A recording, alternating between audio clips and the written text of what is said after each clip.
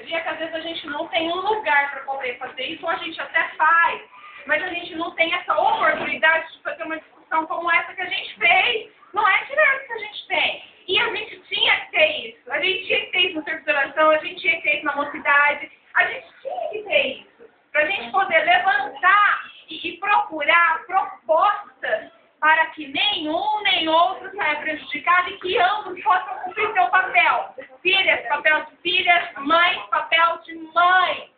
Tá? Diante do que foi colocado aqui, as meninas disseram um pouco a questão de confiança. A Rose, né? Cristina, desculpa.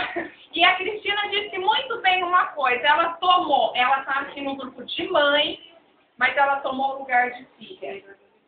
E ela disse assim, olha, não vai ter lugar na Zapaia, aí eu falei assim, nos casos. Porque os pais não tinham confiança na gente, a gente não podia conversar. E hoje tem um monte de gente aí com depressão, com isso, com aquilo, porque teve falta dessas questões lá. De uma conversa com a mãe, de uma conversa com o pai, de uma confiança maior. Foi a fala da Cristina. Ela tomou o papel de filha e ela está no grupo de mãe. Percebe que como, ao mesmo tempo que você estava no papel de mãe, você defendeu o lado de filha, e que às vezes, se o seu filho, no dia que estiver na mesma posição, você tem que fazer essa troca de lugar para perceber o outro.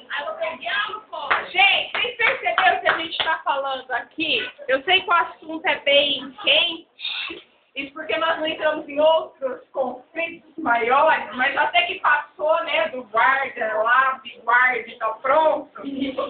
Até entramos no assunto, mas não prosseguimos, que é outro assunto que se constitui em conflito hoje, em pleno século XXI, do guarda lá, que está tudo certo, né?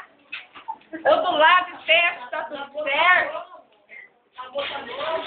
Né? Então, quando vocês dizem isso, o que a gente percebe?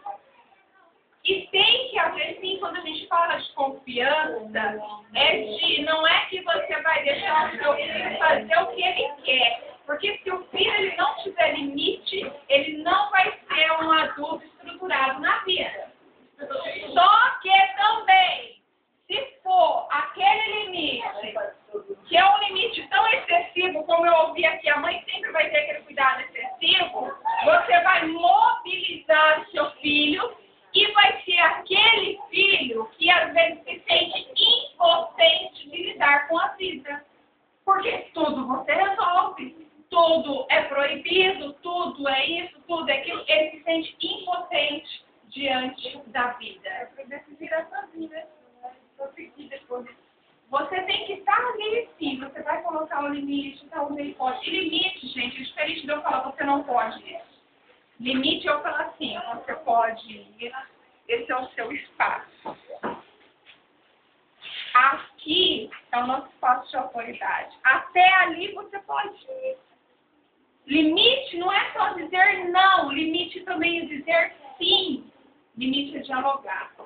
E se eu falo tudo não, se eu prendo demais esse filho, ou se eu tento resolver tudo por ele, amanhã ou depois, que é hora dele enfrentar lá na escola sozinho, dele enfrentar na faculdade sozinho, dele enfrentar o mundo aí fora sozinho, porque concorda o que a colega disse, que é a Tatiane.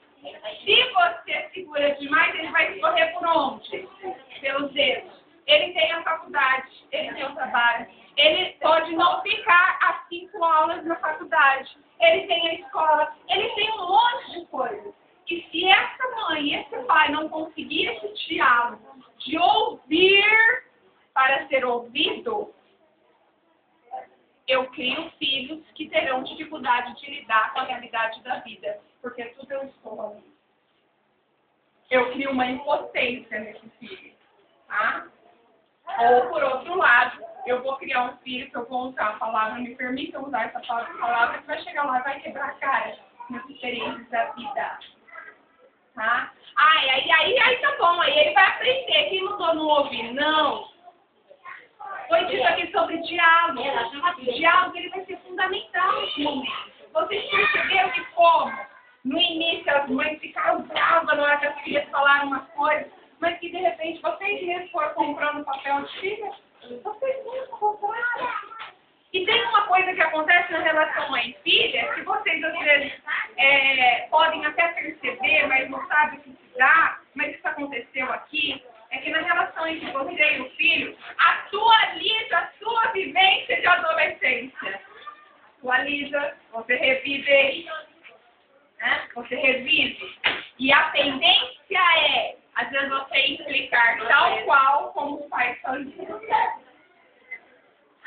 Ah, e aí que mora o grande perigo. Por quê? Porque você não soube lidar com aquela condição que os pais colocavam para você.